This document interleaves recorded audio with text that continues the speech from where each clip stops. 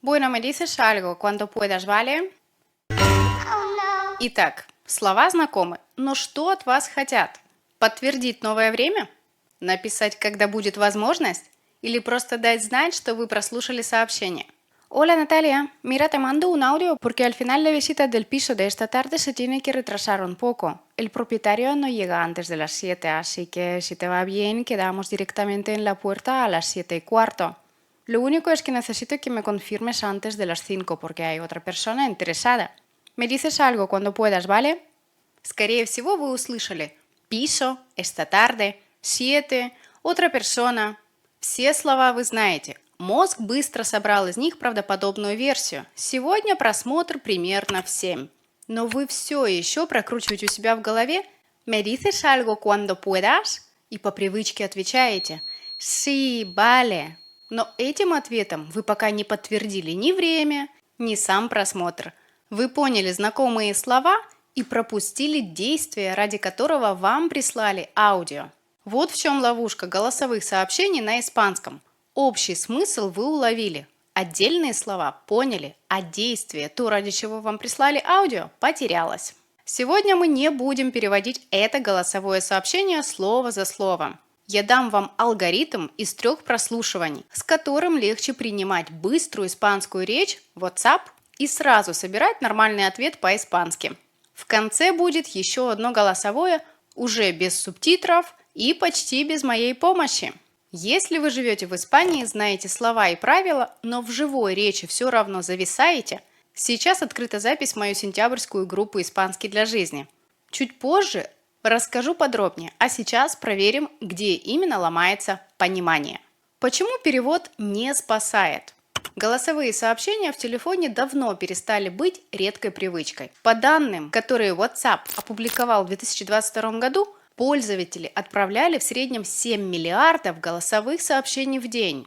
Иногда кажется, что половину из них прислал человек, которому было лень написать 2 строки. Но проблема не только в длине сообщения и не обязательно в вашем уровне испанского языка. В письменном тексте между словами есть пробелы. В живой речи их нет. Звук идет непрерывным потоком. На родном языке мозг почти автоматически понимает, где закончилось одно слово и началось другое. На иностранном языке границы еще приходится находить. Вы можете понять правила и все равно потратить на это столько ресурсов, что на собственный ответ их уже почти не остается. Поэтому 10 одинаковых прослушиваний часто не помогают.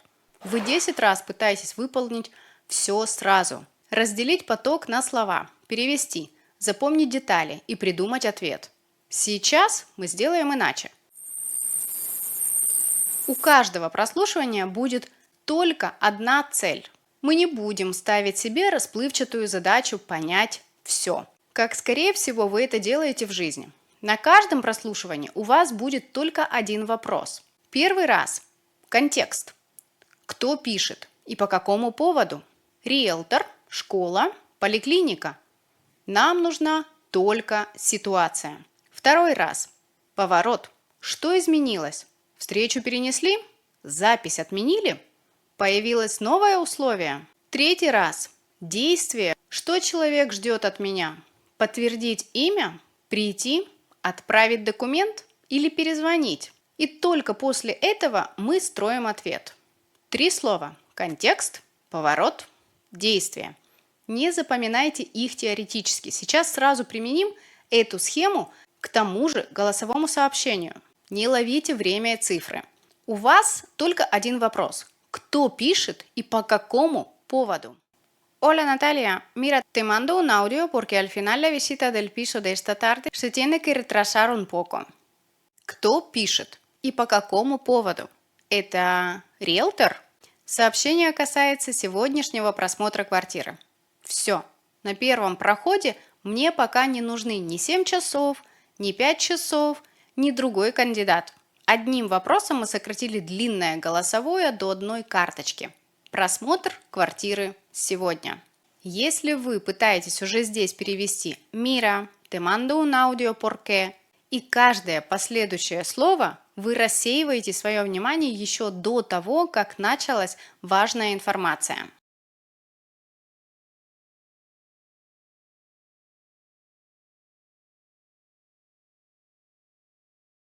El propietario no llega antes de las 7, así que si te va bien, quedamos directamente en la puerta a las 7:15. Lo único es que necesito que me confirmes antes de las 5 porque hay otra persona interesada. Al final, старый план изменился. Así que сейчас будет следствие или новый план. A las 7:15 новое время, 19:15. Lo único es que antes de las 5. Критическое условие. Ответить до 17:00. Старый план больше не действует. Просмотр задерживается. Новое время 7:15. И у нас условие подтвердить нужно до 5, потому что квартирой интересуется еще один человек. Обратите внимание, самое важное здесь не слово propietario и даже не слово piso. Они дают тему. Решение спрятано в al final, así que и lo único es que.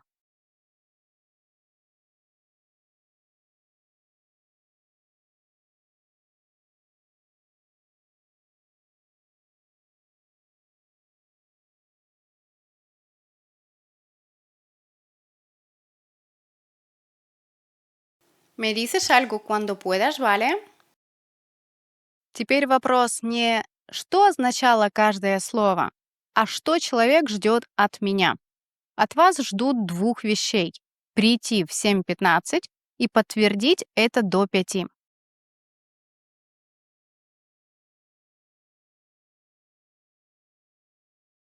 Ответ удобно собрать из 3 коротких блоков. Что я поняла? Подходит ли мне? Что я сейчас сделаю?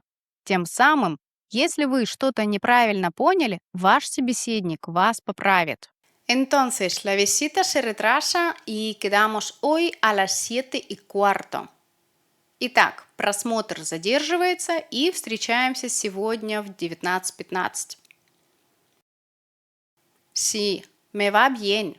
Te lo confirmo ahora.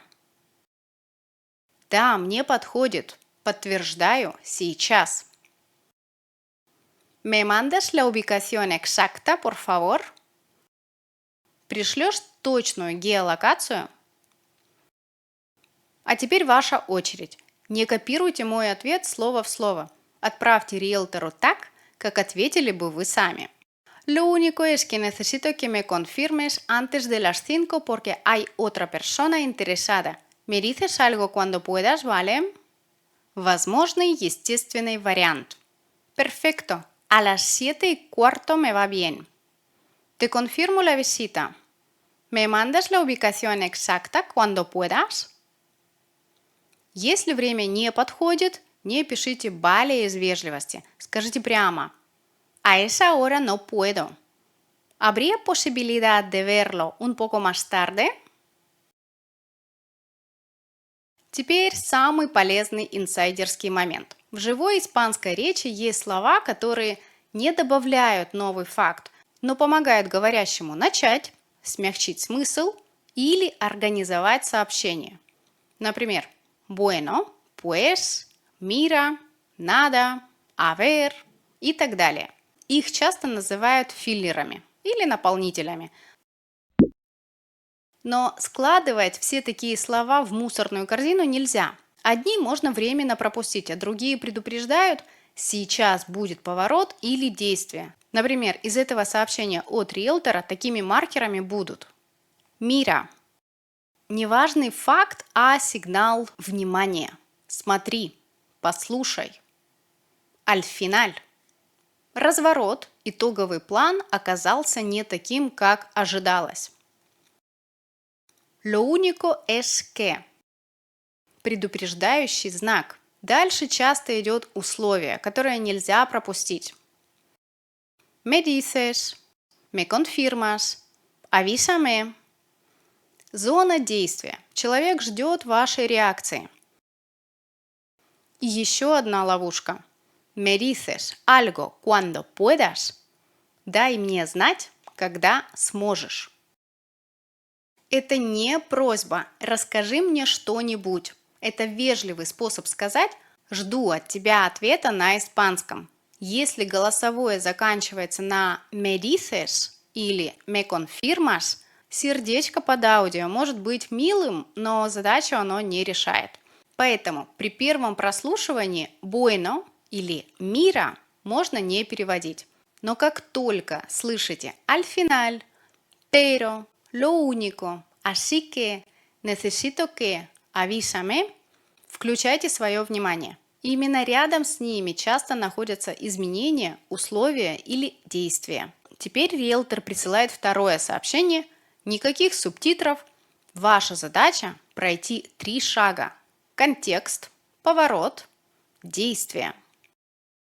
Hola Natalia, mira, al final la visita de hoy se cancela porque el propietario ha aceptado otra reserva, pero mañana por la mañana me entra otro piso en la misma zona. Todavía no tengo las fotos, aunque podría enseñártelo sobre las 12. Si te interesa, mándame un mensaje antes de las 10 y te reservo la primera visita. Bueno, me dices. Первый вопрос. Что произошло с сегодняшним прослушиванием? Второй. Какую альтернативу вам предложили? Третий. Что нужно сделать и до какого времени? Проверяем не перевод, а план действий. Контекст тот же. Риэлтор и поиск квартиры. Поворот. Сегодняшний просмотр отменяется. Собеседник уже принял другую бронь. Но завтра утром у риэлтора появляется другая квартира в том же районе. Ее можно посмотреть примерно в 12. Действие. Если квартира вам интересна, нужно написать до 10 утра. Тогда вам оставят первый просмотр. Фраза «me entra otro piso» – это профессиональная разговорная формулировка риэлтора. У агентства появляется новый объект. А «todavía no tengo las fotos» означает, что фотографий пока нет, а не то, что квартиру нельзя посмотреть. Давайте я озвучу все голосовое сообщение полностью, чтобы вы могли распознать все испанские слова. Hola Natalia, mira, al final la visita de hoy se cancela porque el propietario ha aceptado otra reserva. Pero mañana por la mañana me entra otro piso en la misma zona. Todavía no tengo las fotos, aunque podría enseñártelo sobre las 12. Si te interesa, mándame un mensaje antes de las 10 y te reservo la primera visita. Bueno, me dices. Теперь ваша очередь. Ответьте одним голосовым сообщением риэлтору. Сначала подтвердите, что поняли отмену. Затем скажите, интересует ли вас новый вариант. И задайте один полезный вопрос. Возможный ответ. Vale, entendido. La visita de hoy se cancela. Sí me interesa el otro piso y mañana a las 12 me va bien. Resérvame la primera visita, por favor. ¿Me mandas la dirección cuando puedas? Если вы не можете в 12, mañana a las 12 no puedo. ¿Habría posibilidad de verlo por la tarde? Если во время практики вы понимали общий смысл, но не успевали самостоятельно построить ответ, именно это мы будем отрабатывать в группе «Испанский для жизни».